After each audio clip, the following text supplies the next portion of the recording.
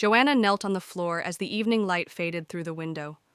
The world outside was loud, but her room was still. Lord, she prayed, I place this love before you. I don't want to choose with my heart alone.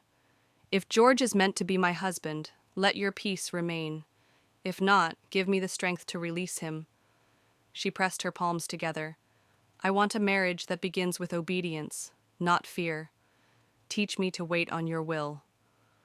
When she rose, her heart felt quiet, not empty, but surrendered.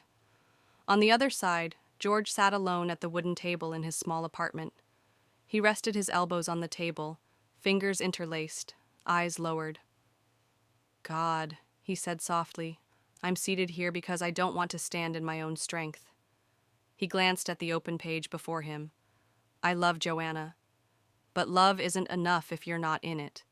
If this path leads to marriage, prepare me to lead with humility and sacrifice. And if it doesn't, teach me to let go without bitterness. He bowed his head deeper. I don't want to build a future you haven't designed. The room stayed quiet, but his spirit felt heard. Days passed with little conversation between them. Not because of distance, but because both had stepped back to let God step forward. Joanna fasted one morning, praying again. George returned to the table each night, praying the same prayer, not louder, but truer. Neither asked God to hurry, both asked him to be clear. God did not answer with dreams or voices, he answered with peace. Joanna felt it settle gently in her heart, steady and unforced. George felt it rest on his shoulders, not light, but right. Scripture whispered to both of them, in all your ways acknowledge him, and he will direct your paths. When they spoke again.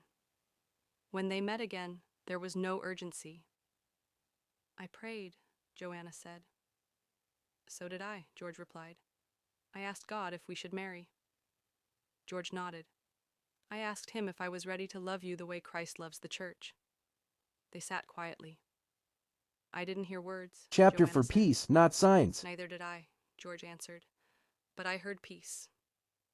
They joined hands, not as a decision made alone, but as obedience shared.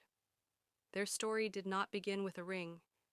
It began with separate prayers offered in different places, answered by the same faithful God. And because God was first, their marriage would follow in its time.